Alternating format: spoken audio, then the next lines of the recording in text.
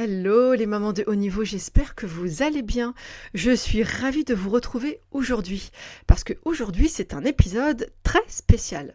On va aborder un sujet très intéressant qui vous concerne presque toutes et que je n'ai pas encore eu l'occasion d'aborder ici. Je veux parler de la vie de couple. Oui oui, la fameuse vie de couple quand on a un TDAH ou quand au moins un d'entre eux est TDAH. Et là, dans le cas présent, c'est monsieur qui a un TDAH. Lui, il est totalement désorganisé, impulsif, mais très fun aussi, tandis que elle, au contraire, suit une discipline de fer presque militaire. Ensemble, ces deux entrepreneurs aux personnalités radicalement différentes forment un couple surprenant, mais qui fonctionne. Comment parviennent-ils à équilibrer ce chaos et cette rigueur aussi bien dans leur vie personnelle que professionnelle? Vous allez découvrir les secrets d'une relation aussi unique qu'inspirante avec Samy et Nivine.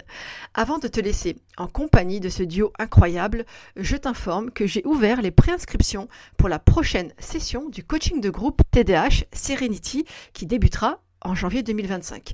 Je te laisse maintenant en compagnie de Samy et Nivine. Tu vas voir, moi j'ai kiffé cet épisode. Je l'ai même réécouté toute seule à la maison. Et j'ai bien rigolé.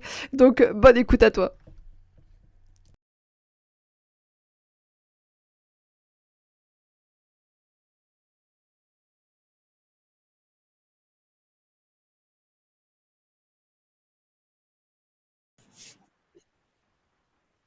Recording Ah, progress. salam alaikum, Samy et Nivine. Salam, Alaykoum salam. J'espère que vous allez bien. ça va, alhamdoulilah. Alors, je suis Ça va. super contente de vous avoir tous les deux, parce que alors c'est la première fois sur mon podcast qu'on va faire un échange à trois, tu vois, donc c'est une première. Donc, merci à vous d'avoir accepté mon invitation. C'est normal. Avec grand plaisir, hein. Merci de nous avoir invités. Ah, ben moi, je suis trop contente de vous avoir tous les deux, parce que, bah, vous savez, c'est le podcast hein, des mamans qui ont des enfants neuroatypiques, notamment en TDAH. Et là, aujourd'hui, bah, on va être servis. On a un grand concerné avec nous, ouais. Exactement. Alors déjà, peut-être juste si vous pouvez peut-être vous présenter tous les deux pour nos auditeurs qui n'ont pas la chance de vous connaître. À ton honneur, Nivine. Eh bien, bonjour, moi c'est Nivine, mais tout le monde m'appelle Nive. Je suis tout simplement la femme de Samy. Et je suis entrepreneur, donc je travaille à mon compte. Je forme les entrepreneurs sur la partie vraiment business, comment générer un peu plus de chiffre d'affaires, comment se rendre visible sur les réseaux sociaux et acquérir de nouveaux clients. Ok. Camille. Et moi, c'est Samy, je suis entrepreneur aussi.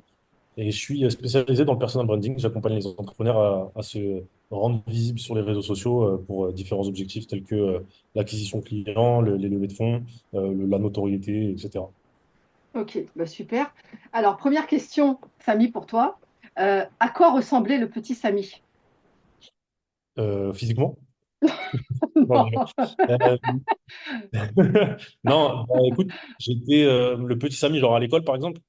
Ouais, bah, de manière globale, en fait, t'étais quel genre de petit garçon? J'étais agité, on va dire. J'étais excité tout le temps.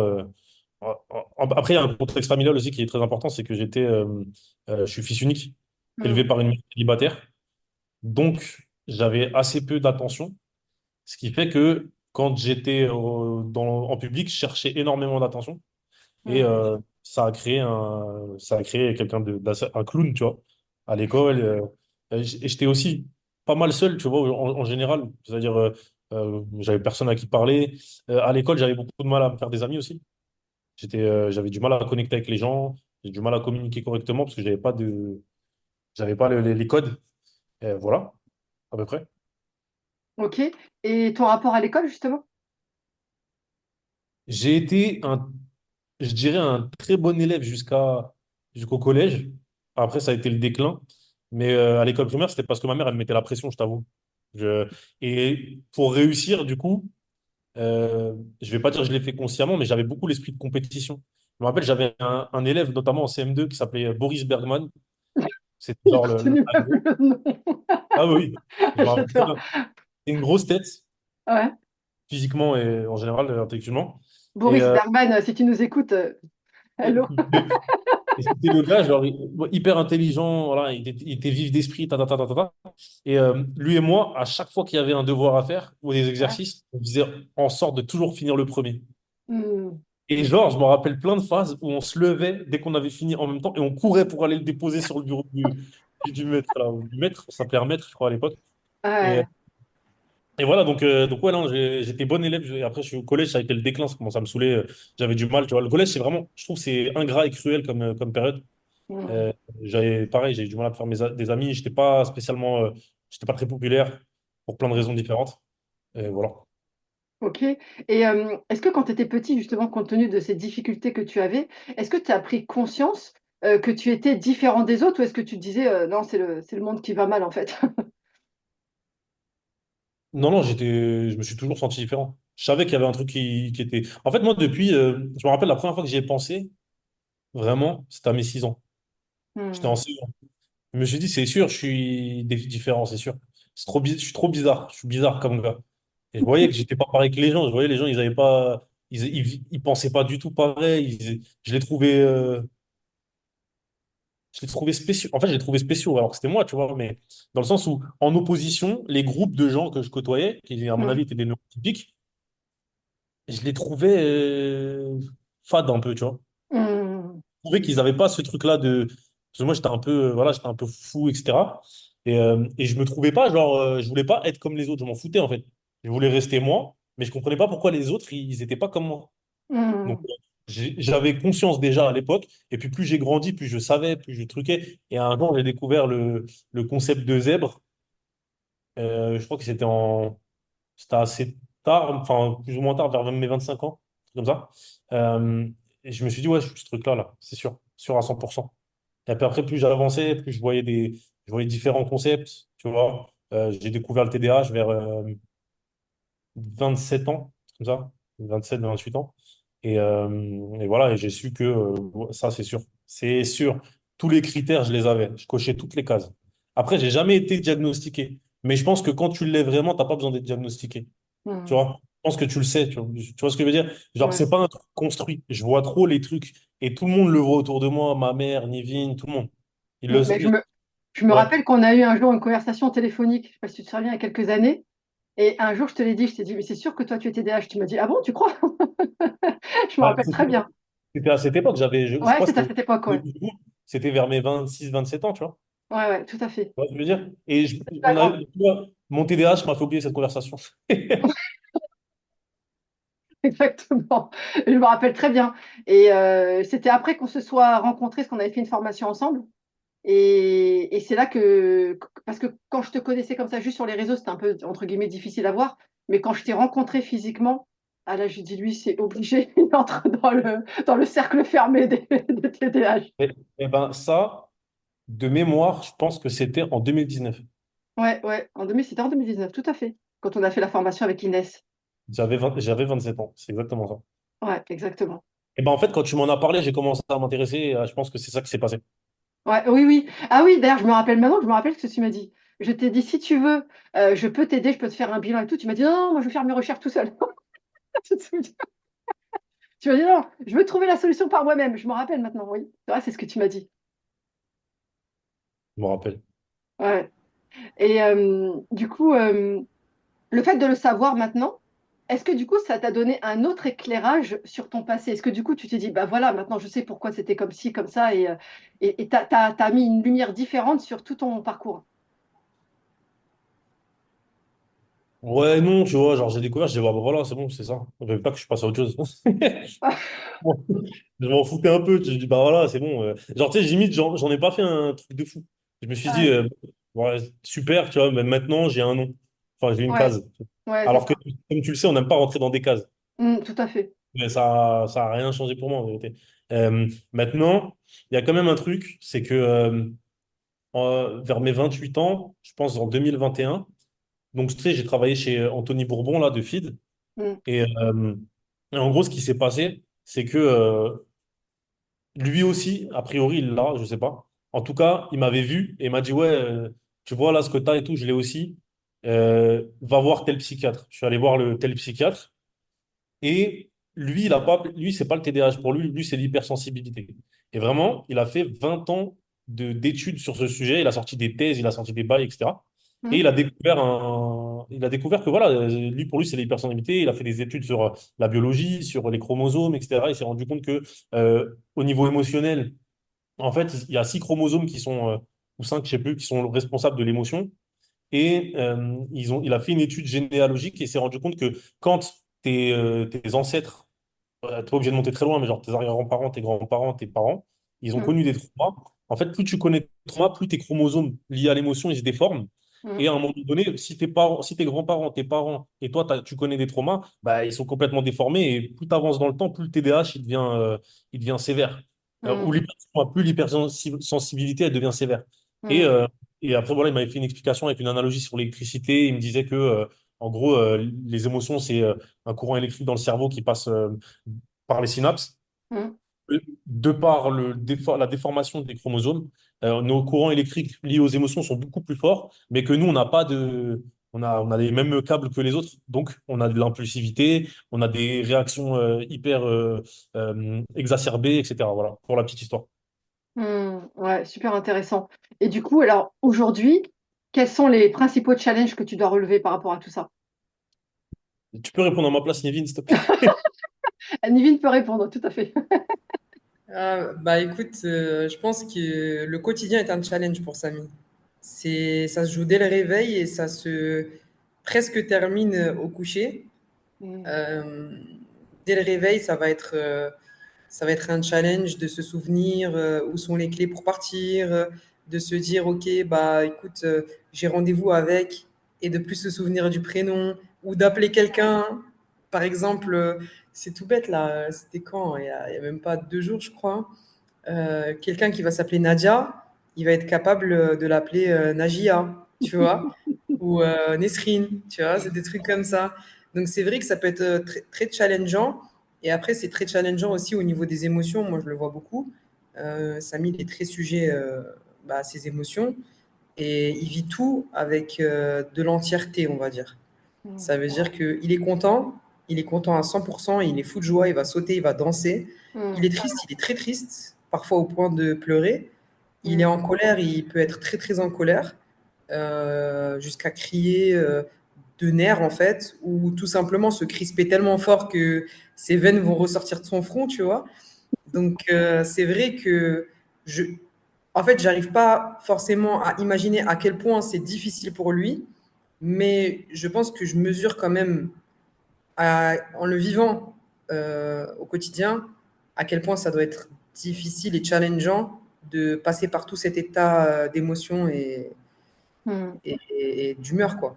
Exactement. En fait, quand tu as un trouble de l'attention, il y a ce qu'on appelle la dysrégulation émotionnelle.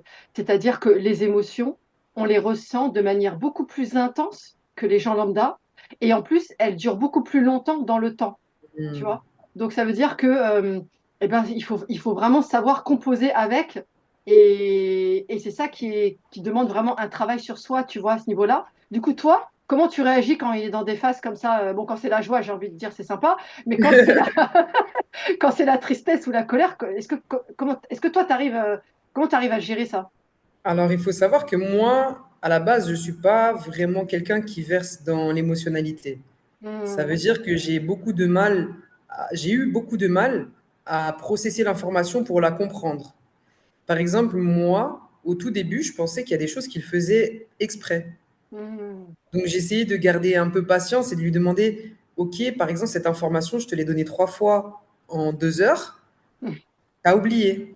Et lui, Hmm. en fait, il me dit, oui, j'ai oublié. Et pour moi, ça paraissait inconcevable Hmm. que si je te donne une information 3 fois en 2 heures, tu puisses l'oublier. Donc, au début, on va dire, si tu n'as pas la capacité d'avoir cette espèce de compréhension et d'interrogation, de remise en question, de te dire, ah bah, en fait, c'est vraiment le bénéfice du doute. Comment je vais laisser le Hmm. bénéfice du doute à l'autre personne? Ok, bah peut-être qu'il a vraiment oublié. Mais qu'est-ce qu'il a fait qu'il a vraiment oublié?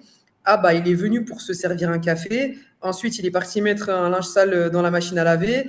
Puis il est parti se brosser les dents. Il a laissé la brosse à dents avec le dentifrice sur le lavabo.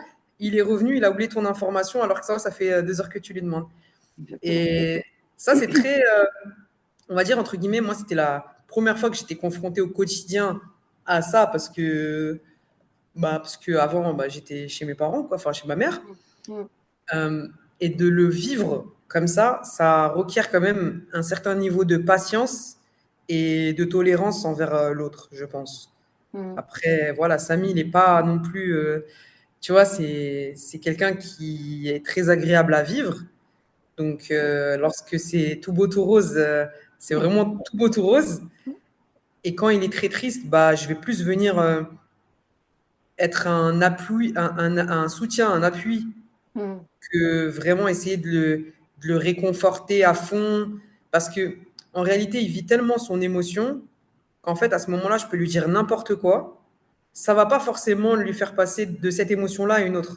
Donc, Mm. j'essaie vraiment de lui poser beaucoup de questions, de lui dire qu'est-ce qui te met dans cet état, explique-moi qu'est-ce qui ferait que tu pourrais aller mieux. Je suis dans une phase de questionnement très intense, on va dire. La colère, c'est pareil.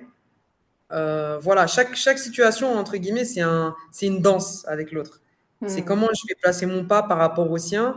Et tout ça dans, j'allais dire de la bienveillance, mais c'est plus encore que de la bienveillance parce que ça nécessite un vrai amour pour l'autre personne que de se mettre dans Mm. une position où tu vas encaisser pendant un certain temps, que ce soit quelques heures ou même quelques jours, pour laisser l'espace à l'autre de vivre son émotion comme malheureusement, comme il l'a subi, tu vois. Mm.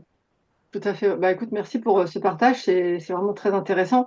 C'est vrai que ce trouble de l'attention, il est lié en fait au fait que chez nous, le filtre à stimuler ne fonctionne pas. C'est-à-dire que quand tu as un cerveau de neurotypique, tu as comme une sorte de... Quand tu as un croisement sur la route, tu vois, tu as des feux qui gèrent la circulation, tu vois. Donc chacun passe au moment où il doit passer. Nous, dans notre cerveau, il n'y a pas de feu. Donc tout arrive et c'est le bordel. Ce qui fait en fait, moi, j'ai le profil de Samy, par exemple, typiquement. Mon mari, par exemple, qui est aussi un TDAH, lui, il perd moins ses affaires que moi, parce que lui, il est maniaque. Depuis qu'il est petit, il a grandi avec une famille de maniaques, donc il faut dire aussi que l'environnement va jouer aussi dessus, tu vois. D'accord. Voilà, moi, je vais demander 10 fois par jour à mes fils ou à mon mari s'ils n'ont pas vu mon téléphone, parce que dès que je le pose quelque part, je me rappelle plus où je l'ai mis. Tu vois, et tout est comme ça, ou un stylo, ou un truc. Enfin, j'ai des trucs dans la main, je les pose, je parle à quelqu'un. Du coup, comme je l'ai fait pendant que je parlais, je ne sais plus ce que j'ai fait avec ma main droite, tu vois. Et ça, c'est typique effectivement de ce trouble. Et on le fait vraiment pas exprès. Donc, c'est vrai que c'est important de le dire hein, pour les gens qui nous écoutent. C'est que on aimerait bien ne pas être comme ça, tu vois. Ça nous pénalise. Et tu vois, je repense, tu vois, je disais à Samy par rapport à son parcours du passé. Tu vois, par exemple, moi, je me rappelle que chaque fois que je sortais avec un parapluie, je suis jamais revenue avec mon parapluie. Je ne suis jamais revenue. Je me suis toujours demandé pourquoi ça m'arrivait qu'à moi. Par exemple, à l'époque, tu sais, il y avait les cabines téléphoniques. Il suffisait que je me rappelle, j'étais rentrée un jour dans une cabine, j'ai passé un coup de fil, bah, évidemment, j'ai laissé Eh oui. mon parapluie dedans. Moi, je suis le genre de personne, je vais à la gare. Si je me pose un café, je suis déjà repartie en laissant la valise.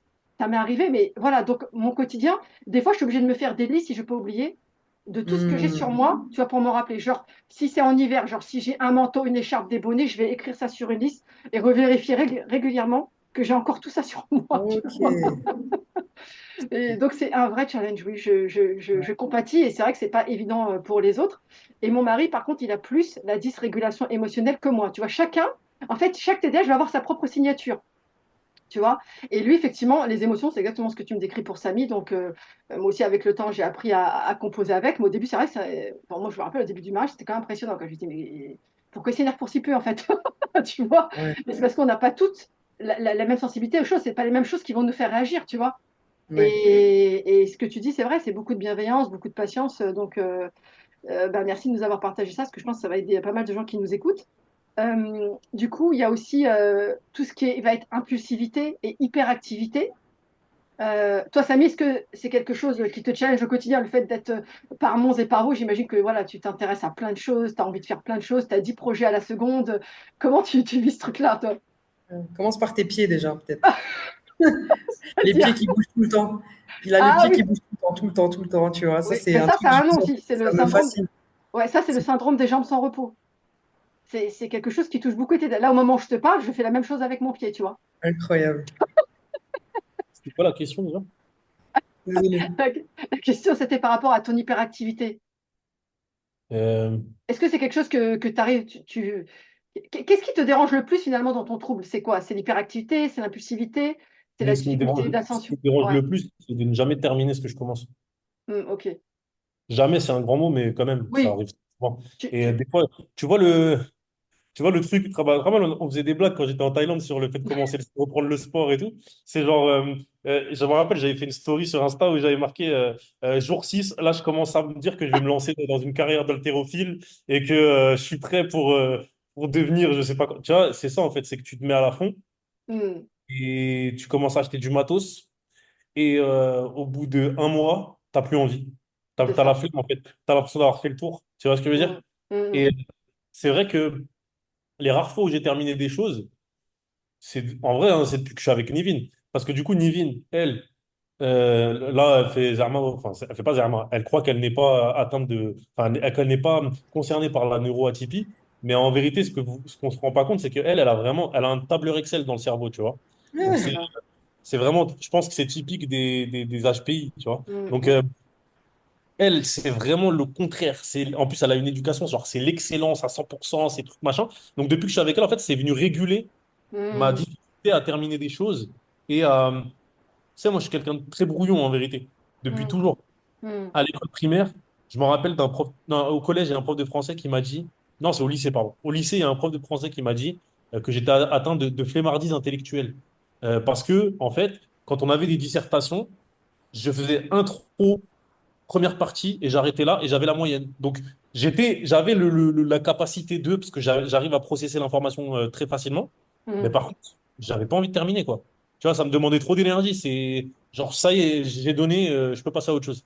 Comme si je hmm, m'ennuyais, en fait. Je me suis dit, bon, la moitié du travail, c'est déjà pas mal, tu vois. Bon. Et donc, ça, c'est ce qui me dérange le plus parce que à l'époque, j'étais pas entrepreneur, donc ça va. Maintenant que je suis entrepreneur, c'est problématique parce que quand tu as des projets qui engagent des gens, hmm, des investisseurs, des associés comme Nivin, des collaborateurs, etc. Tu peux pas dire, bon, voilà, je suis arrivé à mi-chemin, je pense qu'on peut aller voir autre chose pour le business. Ben non, en fait, tu vois, c'est pas comme ça que ça marche. Donc, ça, c'est vraiment dérangeant. Ensuite, quelque chose de très dérangeant, mais plus d'un point de vue physiologique et biologique, c'est le fait que tu te réveilles avec un brouillard dans la tête, tu as envie de te retourner te coucher et que tu es en pleine forme à 1 heure du matin.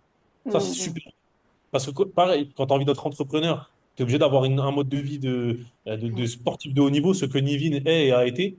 Moi, j'ai pas du tout ce truc-là. Genre, j'ai le mode de vie d'un pas sportif de bas niveau, quoi. Tu vois, c'est un peu relou. Je mange pas bien parce que j'ai le fait enfin, on pense avoir des carences de dopamine. Je crois que c'est pas le cas en vérité. Je pense que j'ai lu ça il y a pas très longtemps sur ça, mais on pense avoir des carences de dopamine. Du coup, on vient compenser avec du sucre, du gras, parce que ça nous permet de combler ce déficit hmm, qu'on pense avoir et qui joue sur nos émotions. Donc, tu as tous ces trucs-là, en fait, tout ce qui est lié à ma santé, à mon hygiène de vie et tout ce qui est lié à mes ambitions et au fait que j'ai l'impression, je me dévalue par rapport au fait que je ne vais pas au bout de ces ambitions. hmm. C'est plus difficile pour moi. Attends, et troisième chose, c'est l'impact aussi que ma dysrégulation émotionnelle a sur mon entourage, notamment Nivine, des fois, je me dis, mais comment tu fais pour me supporter, quoi? Parce que Hmm, c'est des montagnes russes, tu vois? hmm. Mais du coup, Voilà. alors, Nivine, dans l'autre sens, qu'est-ce que Samy t'apporte?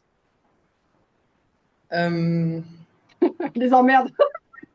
Je rigole. non, non, non, non. Bah, en vrai, tu vois, c'est un peu la complémentarité de nos personnalités qui fait qu'on y retrouve quand même une belle force entre nous de propositions, entre guillemets, sur ce qu'on est capable de s'apporter. Notamment, moi, comme je te disais, je verse pas trop dans l'émotionnalité. J'ai du mal à parler de ce que je ressens. Je vais tout tourner un petit peu en blague. J'ai beaucoup de Hmm, mal à me rendre vulnérable. J'ai beaucoup de mal à, tu vois, ne serait-ce exprimer les émotions négatives qui sont liées à la hmm, négativité. hmm, Donc, Samy, par exemple, il m'aide beaucoup sur ça. Il m'apporte énormément à plus verbaliser en fait mes émotions négatives, moins les encaisser, plus hmm, les vivre aussi parce que bah, quand tu ne les verbalises pas, bah, forcément, la conséquence, c'est que tu les encaisses. Si tu les encaisses, tu les accumules. Et c'est une cocotte minute, quoi. C'est une bombe à retardement. Donc lui, hmm, il m'apporte énormément sur ça.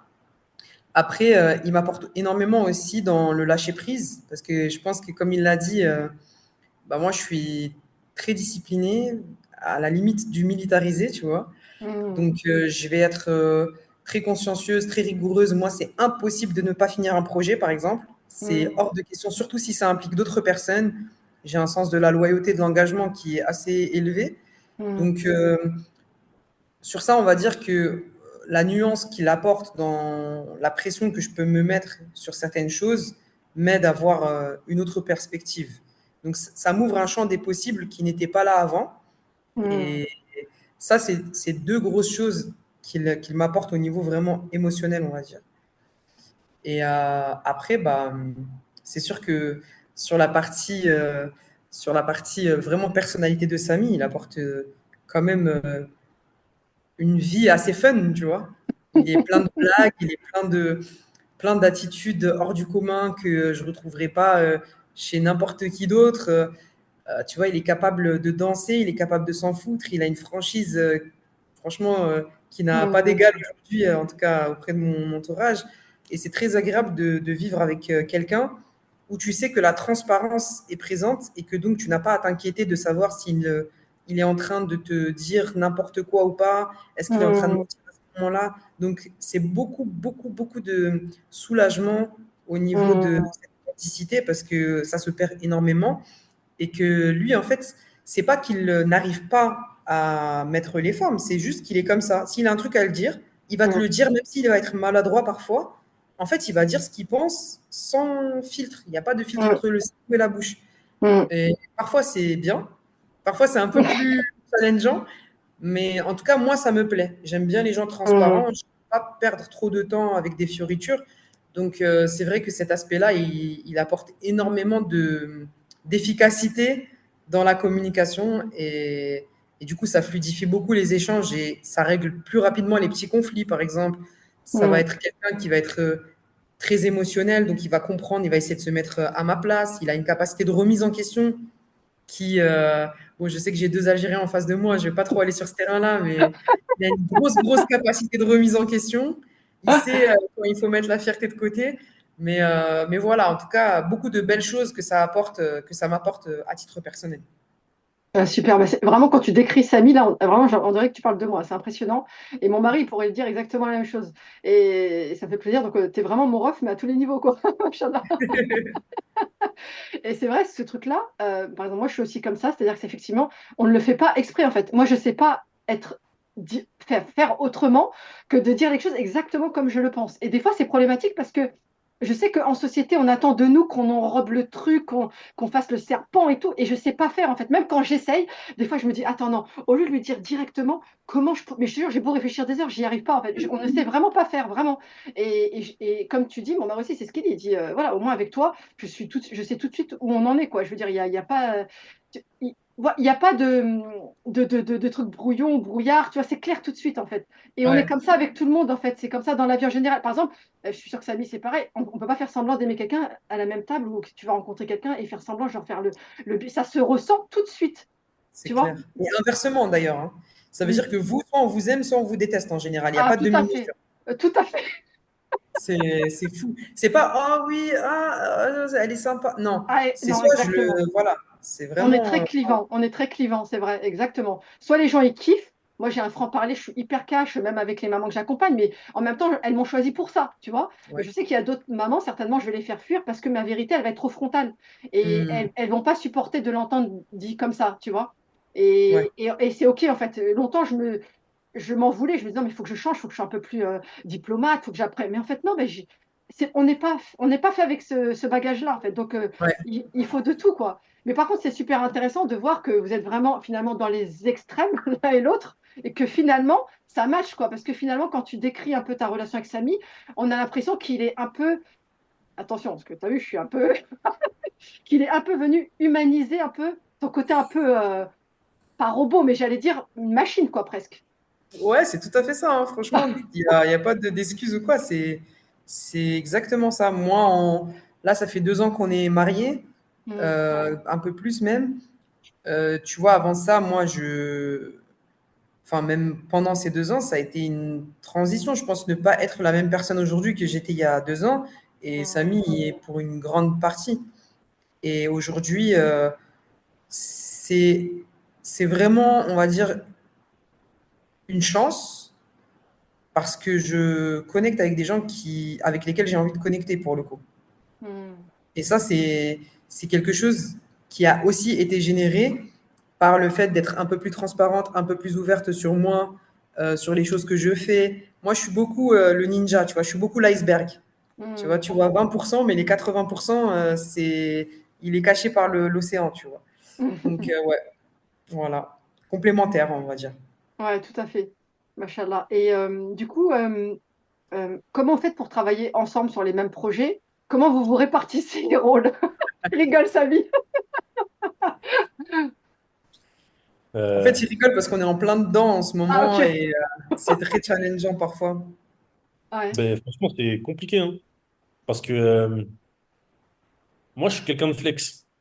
Ça veut dire, déjà, alors, bon, je suis quelqu'un de flex et en plus, je déteste l'autorité. Hmm. Donc, j'aime pas qu'on me dise quoi faire. Hmm. Sauf que j'ai pas la discipline de travailler sur les choses qui font vraiment sens. Je suis un peu trop flex. Donc, je vais vouloir dire, ah, tiens, je vais faire ça maintenant. Après, je vais faire ça. Un truc. Hmm. Et j'ai du mal comment À dire, te cadrer. Hmm. à me cadrer, à me prioriser les choses. Et Nivine, le problème, c'est que elle, quand elle active le mode travail, c'est un militaire. Donc elle même dit, t'as fait quoi là? Tu fais quoi ici? Moi, j'ai dit, mais vas-y, arrête de me rendre fou, en fait. Je fais ce que j'ai envie de faire. Tu vois, t'as pas à me dire quoi Ouais, faire. Alors qu'en vrai, c'est pas son intention. Donc, ouais. c'est difficile. Enfin, en tout cas, au début, c'était difficile. Là, on commence à trouver un peu un mode de fonctionnement. Parce qu'en fait, ça nécessite, comme dans toutes les relations, de faire des concessions. Maintenant Hmm. qu'elle comprend comment je fonctionne et moi je comprends comment elle fonctionne, on arrive à trouver des modes de travail qui fonctionnent aussi. Mais c'est un gros travail sur la communication, hein. C'est hyper Ouais. dur. Parce que moi, je vais avoir un truc impulsif quand elle va venir euh, quand elle va avoir une attitude comme ça de contrôle, alors Hmm. que elle, dans sa tête, elle n'est pas là pour contrôler, elle est juste là parce qu'elle a envie de savoir, parce qu'on est Hmm. associé et parce qu'il faut qu'on sache où est-ce qu'on va, tu vois. Et, Hmm. mais le truc, c'est qu'elle a une communication contrôlante. Et moi, ça me convient pas. Et vice-versa. Hmm. Donc, ça donne des fois des mélanges un peu comme ça explosifs. Et là, ça va. Franchement, je trouve, alhamdoulilah, ça commence à bien progresser. En fait, le plus important, je pense que s'il y a des couples qui souhaitent entreprendre ensemble, où l'un des deux est, au moins l'un des deux est atteint du TDAH, il faut se dire que le plus important, c'est la bonne répartition des rôles et des tâches de chacun. Dans le sens où, tu vois, j'ai compris une chose, c'est que si moi et Samy et moi, pardon, sommes sur les mêmes tâches, c'est une incompatibilité à 100%. Hmm. Ce n'est pas possible de travailler. Hmm. Alors que si on a des tâches qui sont complètement différentes et qu'on ne marche pas sur les plates-bandes Hmm. l'un de l'autre, et bien là, en fait, la complémentarité tout de suite est vraiment exacerbée. Ça veut dire que moi, je vais être sur mes tâches, je vais travailler, je vais faire ce dans quoi je suis bonne. Samy va faire exactement la même chose, mais on va pas venir se mêler de ce que fait l'autre, etc., ou bien venir interférer dans son travail, etc. Et ce qui Hmm. fait que, bah, du coup, chacun travaille sur ses tâches, ça fait avancer la boîte, on se fait des feedbacks et du reporting pour dire, bon, bah voilà moi ce que j'ai fait, voilà ce que tu as fait, comment ça a avancé, quel résultat tu as eu. Et on avance un petit peu comme si on avait deux routes parallèles comme ça, plutôt que de faire des entrecroisements qui Hmm. créeraient du coup bah, justement des intersections qui n'ont pas lieu d'être. Donc le plus important là-dedans, c'est vraiment, vraiment au début de beaucoup parler, de prendre 1 heure, 2 heures. OK, sur quoi tu aimes travailler, sur quoi tu n'aimes pas travailler. Exacerber les forces plutôt que d'aller appuyer sur les faiblesses de l'autre. Donc, si Hmm. c'est très bon en production, bah, très bien. Dans ce cas-là, toi, tu es à la production. Si moi, je suis très bien en process, bah, OK, je prends les process. Un peu comme à la maison, hein. Tu détestes la Hmm. vaisselle, c'est moi qui m'en occupe. Enfin, tu vois ce que je veux dire? Hmm. Ouais. C'est moi qui fais le ménage, mais tu m'as compris. Vraiment très important de faire en sorte que, effectivement, euh, l'autre a la liberté de pouvoir faire les choses qu'il aime et dans la manière qu'il a de les faire. Chacun a son mode Hmm. de travail. Petit bug. Ouais, il y a un petit bug là. Recording in progress. Donc, c'est vraiment important de respecter le mode de travail de l'autre. Par exemple, je sais que Samy, en une après-midi, donc si on prend de 14 heures à 18 heures, il va pouvoir travailler 2 heures à fond, prendre une sieste de 1 heure, par exemple, faire une sieste d'1 heure, revenir, travailler encore 1 heure, et la dernière heure, il va regarder un petit peu ses réseaux, faire une vidéo, je sais pas, tu vois. Hmm. Moi, par exemple, mon mode, ça va être de faire 4 heures, full. Euh, Au bout de 2 heures, je prends un café et je me remets devant l'ordi. Et en fait, on ne travaille pas sur les mêmes tâches, mais il faut respecter que l'autre avance aussi à son rythme. Si on est tout le temps, je sais qu'il disait que j'étais assez directive, assez contrôlante même.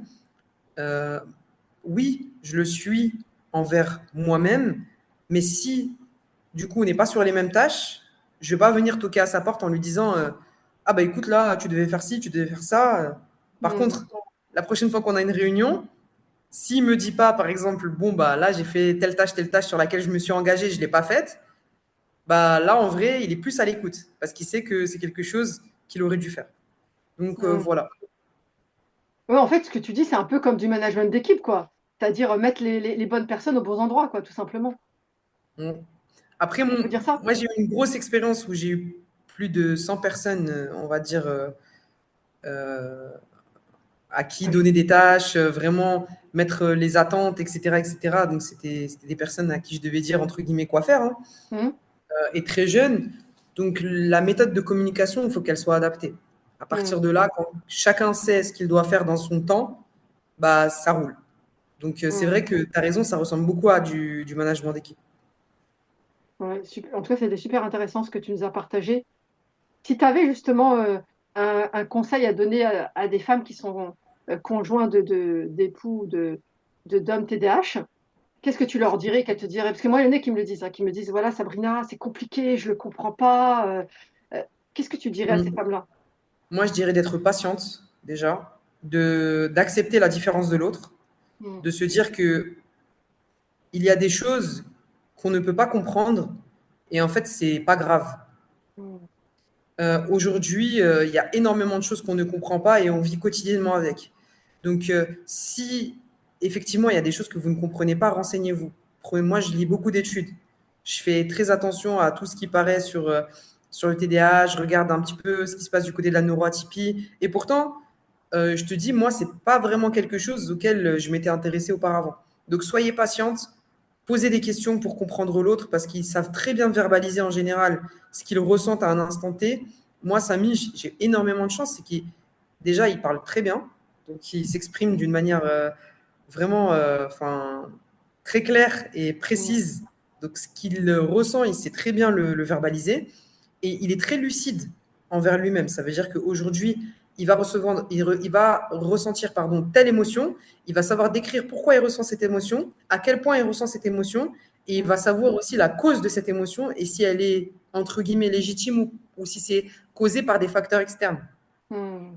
Donc, c'est vrai que moi, j'ai cette chance-là. Mais je pense qu'il y a énormément de personnes qui sont atteintes de ce trouble que j'ai rencontrées qui savent aussi le faire. Donc, c'est peut-être un point qui est commun à, à ces personnes. Mais soyez patiente, renseignez-vous sur ce qui potentiellement arrive à votre époux ou votre conjointe si c'est une femme. Euh, mais cherchez à savoir parce que sinon, vous allez vous confronter à quelque chose qui s'appelle le manque de considération.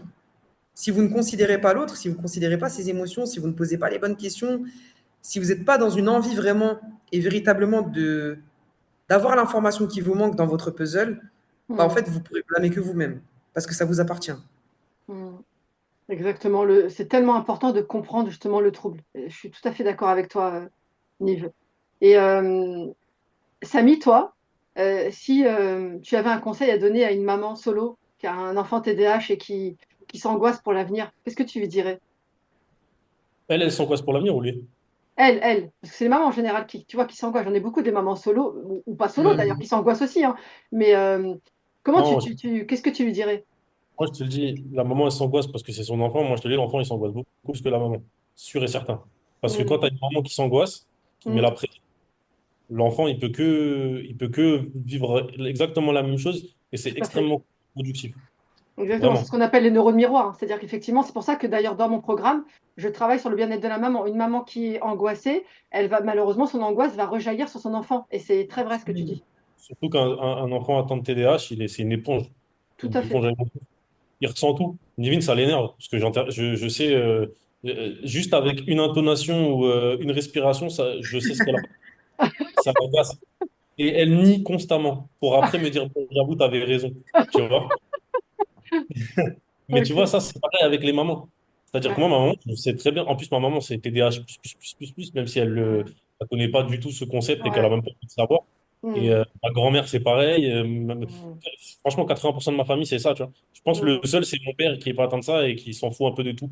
Mais Mm. tout ça pour dire, un conseil, c'est vraiment genre, faut pas lui mettre la pression. S'il est nul à l'école, il est nul à l'école. Il sera bon autre part, c'est pas grave. Mm. C'est Tu ça. vois, faut réussir à, au même titre qu'un TDAH, il est jamais dans un cadre. Il faut que la maman, même si c'est très difficile, elle apprenne à sortir du cadre aussi Exactement. et qu'elle l'encourage, quoi qu'il choisisse de faire, sauf bien évidemment que si c'est contre sa Mm. santé, contre son intérêt. Et voilà, faut rester logique. Mais faut réussir à, voilà, en fait, je pense, tu sauras l'expliquer mieux que moi ou pas, Sabrina, parce que tu m'as dit qu'il y a plusieurs types de profils. Euh, Moi, je suis du profil où plus tu essayes de me faire faire un truc, moi j'ai envie de le faire. Mm. Et ma mère, pendant très longtemps, quand elle avait l'autorité et la possibilité de me l'imposer, j'avais peur, donc je faisais. Et plus j'ai grandi, à un moment donné, tu peux plus me faire peur. Donc à Mm. un moment donné, quand je voulais pas faire, je faisais. Ce qui a fait que je suis Mm. tombé en échec scolaire total et que, arrivé à la fin, en fait, j'ai choisi, j'ai construit ma vie à l'opposé de tout ce que ma mère a voulu. Mm. Donc Exactement. finalement, j'ai plus par rapport à elle, mais de sorte à ce que je ne fasse pas du tout comme ce qu'elle veut, que je ne ressemble pas, que ce truc. Et donc ça a donné le fait que bah, finalement, je suis devenu entrepreneur. J'ai l'insécurité, je connais pas. Enfin, tu vois, alors qu'elle, très sécurisant, voilà, Mm. faut faire attention à tout, faut truc, faut machin, tout le temps angoissé, truc. Moi, l'opposé. Nivine, elle est venue un peu aussi. Rebalancer ce truc-là, parce que maintenant, comme tu sais, quand tu es marié, tu as des responsabilités, tu peux Mm. plus Mm. être en insécurité constamment et d'avoir peur de rien du tout. Mais Mm. voilà, le conseil, c'est vraiment prenez du recul, sortez du cadre, c'est pas Mm. grave. Il n'est pas euh, il est pas en accord ou en alignement avec ce que vous voudriez pour lui. Et de toute façon, à partir du moment où tes parents, faut comprendre aussi que ton enfant, c'est pas ta vie, c'est la sienne. Donc, faut réussir à, tu vois ce que je veux dire? Voilà. Tout à fait. Bah, c'est exactement le travail que je fais avec les mamans, hein, tu vois, parce que souvent elles vont mettre leur propre projection sur leur enfant, sauf qu'effectivement, c'est quelqu'un de différent. Et moi, c'est ce qui s'est passé avec mon fils, tu vois, moi qui étais très scolaire, très, etc., qui ignorait bien sûr ma singularité.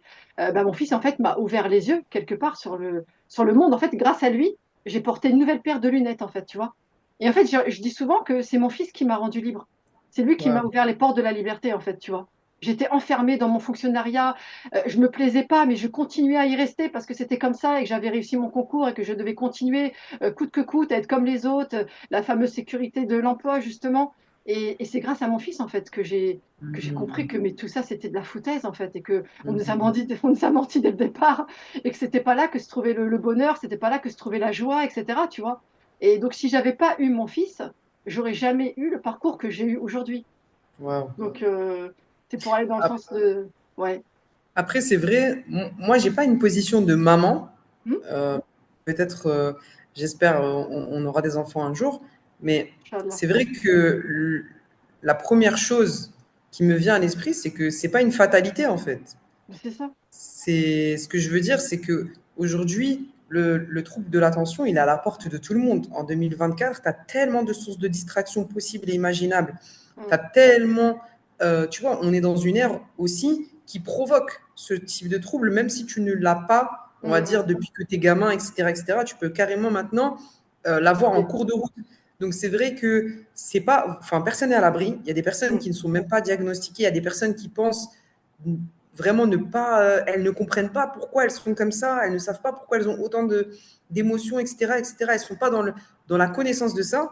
Et moi, je pense que quel que soit le rapport que vous avez à l'autre, que ce soit votre parent, que ce soit votre enfant, que ce soit votre cousin, que ce soit votre mari, en fait, ce n'est pas une fatalité. La personne ne va pas mourir de ça.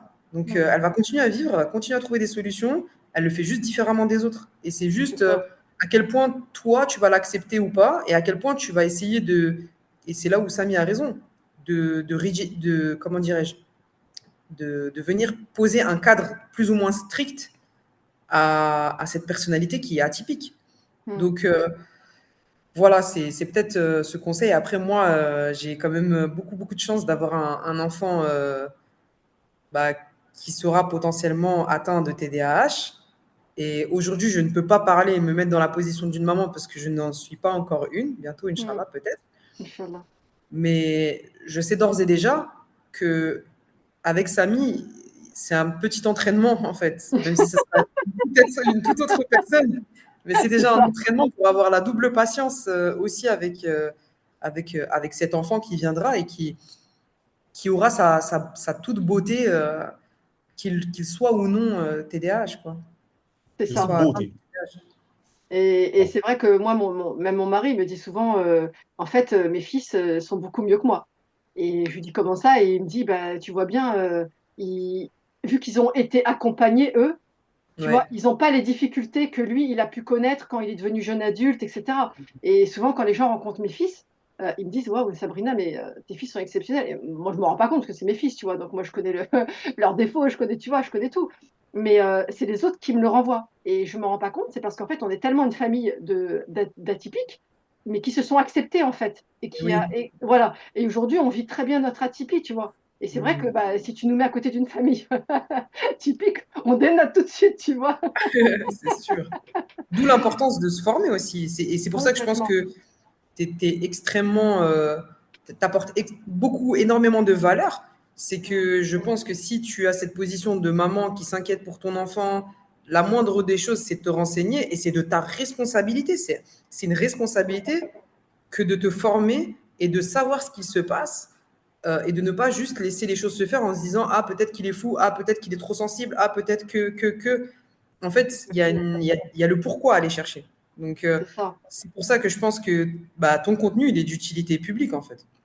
Mais Vraiment. complètement. Mais c'est exactement ça. Et en fait, tu as plein de mamans qui m'ont dit, mais tu as sauvé notre famille, hein.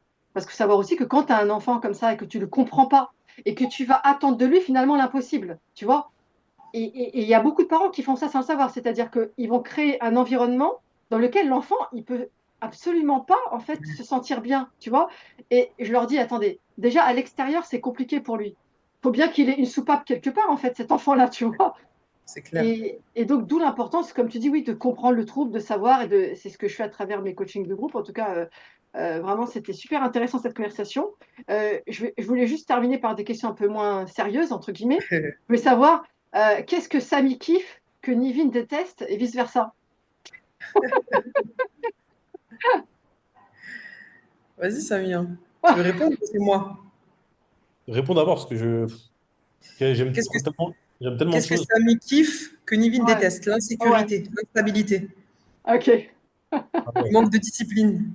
Toutes les Moi, choses qui sont liées à la rigueur, et on va dire à la régularité. Ouais, normal, ouais. non, c'est pas vrai. C'est pas vrai. Non, parce que c'est pas. Comment dirais-je? Parce que ça sous-entendrait que moi, j'aime l'irrégularité, j'aime le manque de discipline, ce qui est totalement faux. Ouais, c'est Je, vrai. non, Oui, par contre, j'aime je bien vois ce que tu veux l'insécurité. dire. Hmm. Moi, je navigue dans le chaos assez facilement. Même, tu vois, le genre, tu vois, Sabrina, je suis sûr que tu connais. Genre, je peux me retrouver dans une situation extrêmement grave. Pas moi personnellement, hein. On est, par exemple, je te donne un exemple, on est dehors. Il y a un mec qui vient de se faire renverser par une voiture. 90% des gens ils vont être choqués et paralysés par l'événement. Moi, je vais d'un coup, je vais passer en mode bim, survie, cerveau reptilien. Je vais savoir quoi faire. Je vais dire, attends, toi, appelle le truc, tac, machin, position latérale de sécurité. Non, non. Je vais être tu vois, dès qu'il y a du chaos, j'ai Hmm. une capacité de gestion et de. En fait, sous la pression, je deviens une Oui, machine. parce que, ouais, tout à fait, parce que là, tu as un gros shoot de dopamine dans le cerveau. Exactement. Alors que dès que j'ai pas la pression, Ouais, tout à fait. genre moi, par exemple, tu me foutais fonctionnaire. Euh, Ouais, je au secours. dépétais, quoi. Hmm. Je viendrais même pas au taf, ou alors je ferais des trucs improbables. Donc, tu vois, c'est vrai que j'aime l'insécurité. Nivine, elle déteste ça. Mais moi, l'insécurité, ça me permet de me dépasser. Tu Hmm. vois. Je vois très bien. Après, pour rester plus conventionnel, j'aime la mousse au marron, elle déteste ça. La Oui, mousse c'est au marron vrai. de la laitue. Et c'est sincère, hein, j'adore ça, je peux en bouffer 4 filets. Elle supporte pas, tu vois. Et il faut même pas que je lui parle de près après. Sinon, elle a envie de vomir. Donc, il y a ça. Ok. Après, il y a quoi encore? Euh, j'aime bien quand je. Après, c'est un peu. Bon, Moi, on a. j'en ai un. T'as dit quoi? J'en ai un, moi. Après, j'en donne un dernier. Si je commence une série Netflix et que le premier épisode, il me donne un shoot de dopamine où je me dis, putain, c'est une série dingue, j'aime bien enchaîner 4 épisodes. Ouais. Nivine, elle déteste ça. Nivine, elle est en mode, faut rester mesuré, machin. Un épisode, c'est très bien, faut pas abuser. Moi, je m'en Elle a fous, tu vois. raison, elle veut pas rentrer dans l'addiction, hein. Moi, j'ai ce truc-là aussi. Exactement. Ouais, parce qu'elle est incapable d'être addictive. Elle est pas, c'est pas être addict, elle. Mhm. Elle connaît pas. Voilà. Non. Je pense que c'est déjà bien ça. Il y a les siestes aussi, hein. On peut parler des siestes.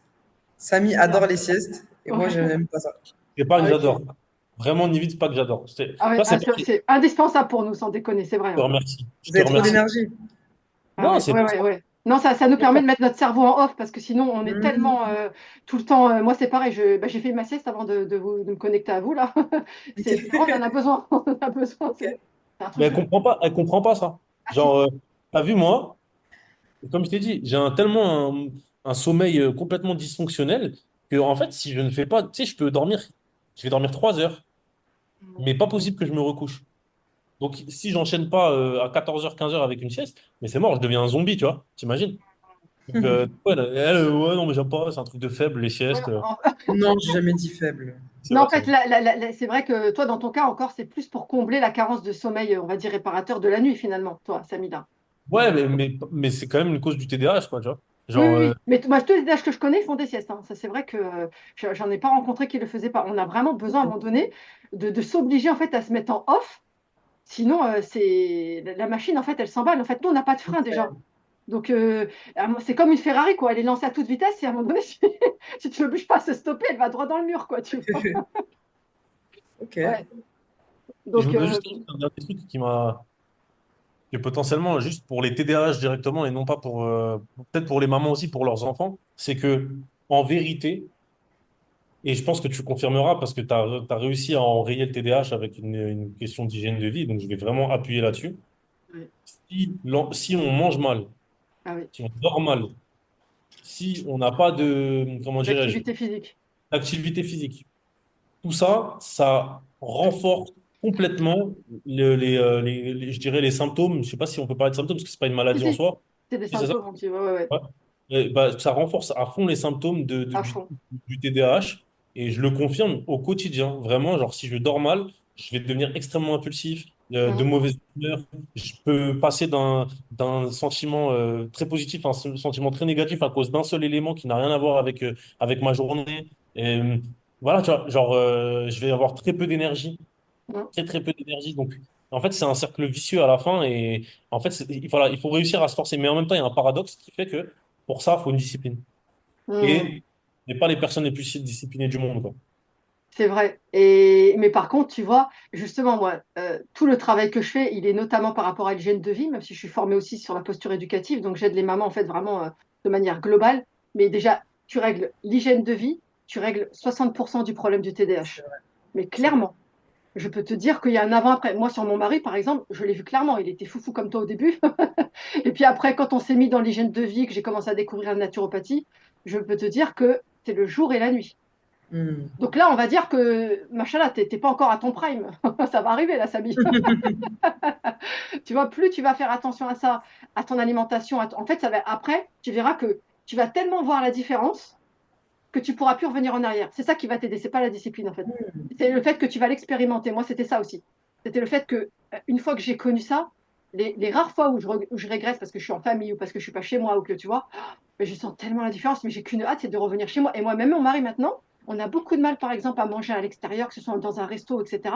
Parce que tellement on est habitué à manger des choses qualitatives que maintenant, on a du mal à retrouver l'équivalent à l'extérieur, tu vois. Hmm. Mais c'est clair qu'une fois que tu vas réguler, parce que ton sommeil, il dépend aussi beaucoup de ton alimentation, Samy. Et là, tu as un cycle qui est inversé de cortisol. C'est pour ça que la nuit, tu pètes le feu et le matin, que c'est compliqué. Le fou, Donc, le il fou. faut. Voilà, ben, je t'invite, Nivine, inscris-le à un bilan naturo parce que ça fait 4 ans que je lui dis de venir faire un bilan naturo et qu'il ne veut pas. Et là, tu vas voir le nouveau Samy sous un autre jour, machallah, Waouh. qui sera plus apaisé avec tout ce qu'il faut dans son cerveau. Et tu verras que du coup, sur la partie notamment émotionnelle, ça va être le jour et la Ok. nuit.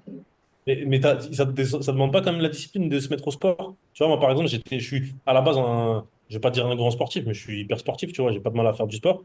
Et t'as vu, à part depuis la Thaïlande, j'en ai pas fait du tout. J'arrive pas à m'y mettre. J'ai beau y penser. T'as vu, carrément, je fais un truc de TDAH que je pense que tout le monde fait, que tous les TDAH font. C'est, je vais acheter du matériel sportif en me disant, ça va me motiver à faire du sport. Hmm. Ça marche pas. Alors, l'OS, non, ça marche pas. Je connais très bien. Mon mari aussi m'a fait le coup avec je vais me remettre à la course à pied. Il s'est acheté des super baskets, tout un équipement et, et ça a duré 2 semaines. Alors, en fait, ce qu'il faut faire pour que tu sois le plus régulier possible, c'est il faut absolument faire une activité que tu kiffes vraiment et qui soit hyper accessible rapidement. C'est-à-dire que plus il y aura de contraintes entre toi et le lieu où tu dois faire ton activité, plus ça va être compliqué. Moi, c'est ce que Hmm. j'ai vu. Le seul truc qui m'aide à tenir, c'est quand l'activité physique, elle est accessible à pied. J'ai même pas besoin d'une voiture parce qu'on n'a qu'une voiture pour deux. Donc, c'est accessible à pied. Ça veut dire que voilà, ça dépend que de moi d'y aller. Et c'est un truc que j'aime bien faire. Tu vois, moi, il n'y a que ça qui marche. Et en général, c'est ça. Il faut que tu trouves un truc qui soit vraiment le plus près de chez toi possible. Tu vois, qui est vraiment le moins de contraintes. Moins il y en a, Hmm. plus tu arriveras à être régulier. Il faut que tu kiffes, bien sûr, parce que nous, on fonctionne à ça. C'est-à-dire que nous, shoot de dopamine, plaisir, égal, on y retourne. Tu vois, à Hmm. contrario, si tu commences à te lasser sur un truc, ça y est, ça veut dire que tu ne tiendras pas le coup, tu vois. Sauf si tu Hmm. as vraiment une super motivation. Tu vois, moi, par exemple, à 50 ans, moi, je peux dire que j'ai plus trop le choix. Parce que Ouais. là, plus tu vieillis, plus c'est chaud, quoi. C'est-à-dire que l'activité musculaire, elle est fondamentale. Il faut savoir que plus tu conserves ta masse musculaire, plus ça te permet d'avoir de l'énergie à tous les niveaux. Donc, Hmm. c'est pour ça d'ailleurs que la plupart des gens, plus ils vieillissent, plus ils ont de problèmes de santé. C'est parce que justement, la machine fonctionne de moins en moins bien. Pourquoi? Parce que notre corps, on l'utilise de moins en moins. Hmm. Donc, autant quand tu es jeune, là, ce qui se passe, c'est qu'en fait, tu puisses dans tes réserves. Donc là, tu es encore jeune, mais tu vas voir, 35, nanana, 40, etc. Et alors là, tu vas sentir que, waouh, ça Je le devient... sens. Voilà, Moi, je le sens. Ouais. exactement, Je suis dans la trentaine, je peux te dire la vérité, j'ai plus du tout la même énergie que dans ma vingtaine, hein.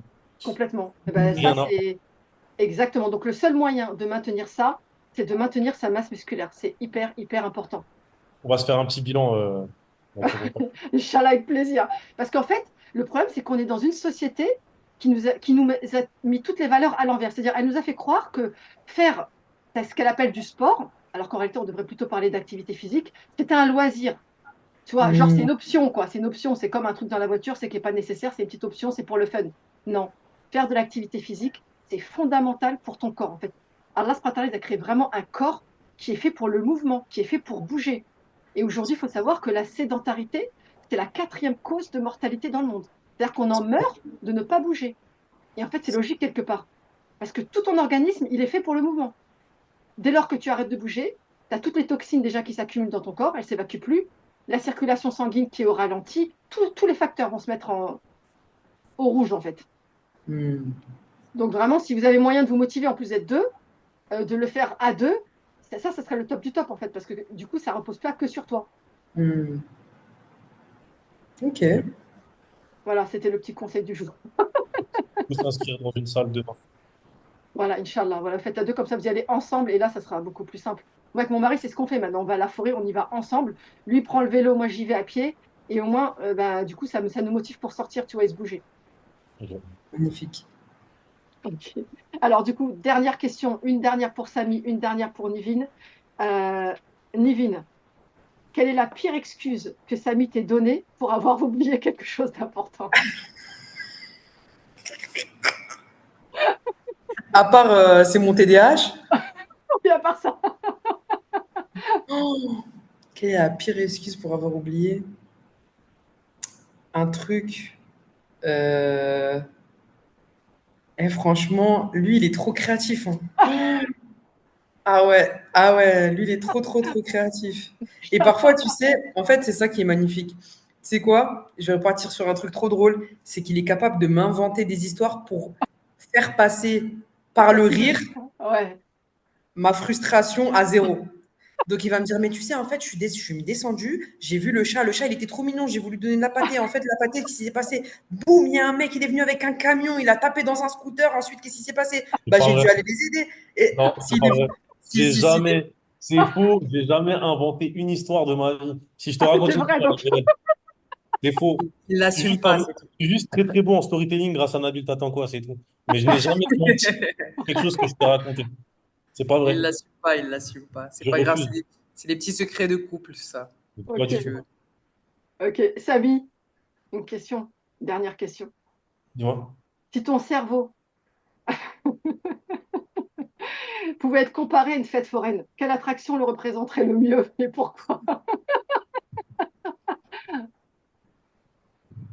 Euh,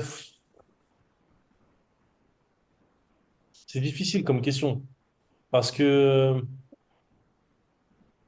c'est un peu facile, je vous dirais les montagnes russes, parce que voilà, c'est Attends, quoique, montagnes russes, j'allais dire auto-tamponneuse au début, mais j'arriverai pas à faire j'arriverai pas à faire la corrélation avec le pourquoi, tu vois, genre, je sais pas expliquer pourquoi. Montagnes russes, parce que tu as vu, un coup, elles sont très, très denses, très actives, très trucs, très machin, et un coup, je suis tellement, je dirais, c'est pas la fatigue, mais à un moment donné, je suis tellement saturé que, genre, je deviens comme, tu vois, genre, comme l'électrocardiogramme qui fait et Hmm, genre, je suis incapable de penser. J'ai un hmm. trou et j'essaie de faire des choses et j'y arrive pas. Je suis obligé de faire des choses mécaniques sans réfléchir. Je dirais ça, tu vois. Je dirais montagne russe et après auto-tamponneuse parce que quand ma tête elle tourne, quand il y a trop de trucs, ça cogne dans mon cerveau. C'est du grand n'importe quoi. Ouais, je dirais ça, ouais. Ok, pas le train fantôme alors. Non, non, puis en plus, Tu fais je pas sais. trop peur, ça va. Ah non, non, non, pas du tout. Non, ça va. J'ai pas trop d'idées noires, ça va quand même. Ou alors sinon les salles de miroirs. Tu Ah vois, les oui, miroirs? ah oui, je connais En ça. fait, le cerveau, c'est une fête foraine. Il n'y a pas besoin de définir. Il y a des zones, selon la zone de mon cerveau, il y a des zones Ah ouais. différentes. Selon le côté reptilien ou plus Voilà, avancé. exactement. Ok, bah super. Merci beaucoup, Samy et Nivine, de vous être prêtés au jeu de mes questions. Merci Je à sais qu'elles toi. ne sont pas forcément faciles, elles n'étaient pas du tout préparées. Mes invités ne connaissent jamais mes questions à l'avance. Donc, vraiment, merci. C'était super intéressant et super agréable en même temps. Ça me fait Merci à toi plaisir. de nous avoir invités. Franchement, c'était un Merci à toi. plaisir. Et au plaisir de refaire une édition peut-être quand je serai maman, hein, qui sait. Ah ben, Inch'Allah, avec plaisir. Avec Samy Junior. On s'appellera Samia. Ah, c'est bien. Merci beaucoup à tous les deux, en tout cas. À Avec bientôt. plaisir. Salam Voilà, comme alaikum. Allez, coupe salam. Voilà, j'espère que cet épisode t'a plu. En tout cas, moi, il m'a fortement inspiré. Et je retiendrai une phrase de cette interview, c'est celle de Nivine, lorsqu'elle a dit « Il faut exacerber les forces plutôt que d'appuyer sur les faiblesses ». C'est quelque chose qui me parle beaucoup en tant que femme TDAH et en tant aussi que épouse d'un homme TDAH. C'est un vrai challenge dans une vie de couple lorsque il y a une personnalité neuroatypique ou bien si tous les deux le sont. En tous les cas, ça prouve que c'est quand même possible à condition en fait de changer son approche, sa façon de voir les choses. Et en tous les cas, j'espère que cet épisode vous aura plu. Et n'hésitez pas à me laisser 5 étoiles et un commentaire si ça vous a plu, si ça vous a parlé. Et si vous souhaitez aussi que j'aborde à nouveau cette thématique de la vie de couple quand on a une neuroatypie comme le TDAH. Et je vous souhaite une très belle journée.